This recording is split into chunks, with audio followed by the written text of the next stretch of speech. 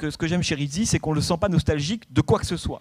Hein, Oui, le personnage avance, voilà, il a été partisan, il est sauvé de la fusillade par cette femme, etc.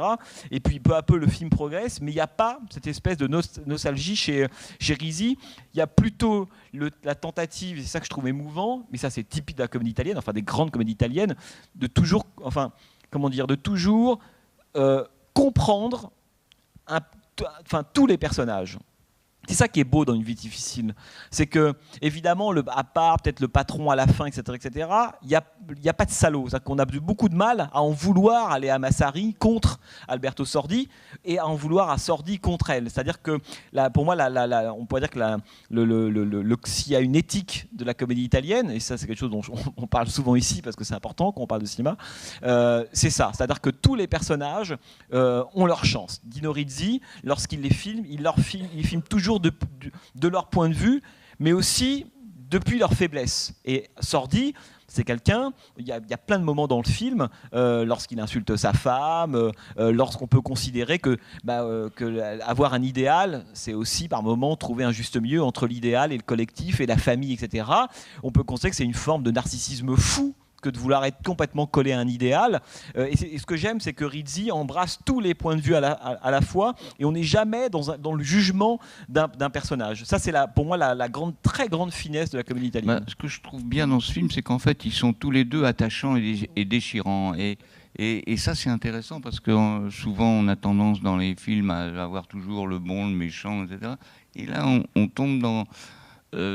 malgré qu'il ait quand même des mots assez durs pour cette... elle est d'une grande beauté aussi, Léa Massari. C'est un de ses premiers rôles, non ? Non, c'est vrai, elle a déjà joué auparavant, Léa Massari, mais vous avez raison de dire ça, parce que... alors, il y a plein de raisons parce que la comédie italienne, c'est évidemment... d'abord, il faut quand même le rappeler que c'est la... Mais ça, c'est le cas de toutes les grandes périodes de cinéma. C'est la coïncidence on pourrait dire la dimension presque magique d'une rencontre entre une période où il se passe beaucoup de choses, des grands cinéastes, de grands acteurs. Vous voyez, il y a un moment, c'est presque de l'ordre de l'alchimie. Tout ça fait que la comédie italienne va arriver. Donc c'est pour ça que vous prenez Rizzi, Monicelli aujourd'hui, évidemment, le feu d'artifice n'aurait sans doute pas eu de la même façon.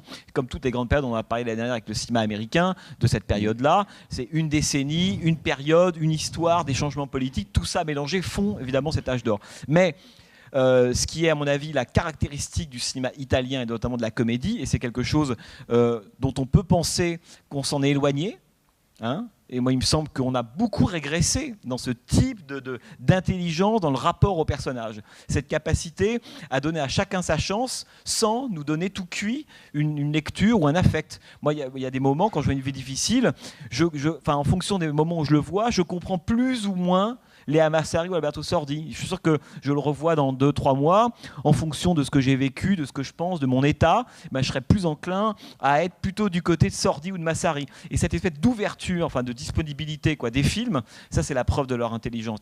Le film se place, Rizzi, c'est pour ça qu'il est très fin. Rappelons que c'est quelqu'un qui a fait des études de médecine, de psychiatrie, qui a voulu être psychiatre, qui a on pourrait dire un rapport avec la personnalité, la psyché, le mental assez fort. Et ce qui est très très fort chez Rizzi, c'est qu'il se met toujours au centre des paradoxes. Que c'est ça qui l'intéresse. C'est jamais de prendre parti pour un personnage contre un autre. Alors que quand aujourd'hui au cinéma, c'est l'essentiel des films. Je ne sais plus à propos de quel film on parlait de cette question de... Vous savez, quand dans une comédie ou dans un film, on rit, de quoi on rit dans un film ? Ou plutôt, avec qui on rit ? Voilà, pour moi, c'est toujours des questions hyper intéressantes, ça, notamment dans la comédie. Enfin, je ne parle pas de la comédie française d'aujourd'hui, je parle de la bonne comédie américaine ou italienne. La question, c'est avec qui on rit. Et donc, si on rit avec quelqu'un, par moment, on peut rire avec quelqu'un, on peut rire avec le cinéaste, avec un personnage, mais on peut avec un personnage contre un autre. Hein. Et chez Rizzi, on n'a jamais ça.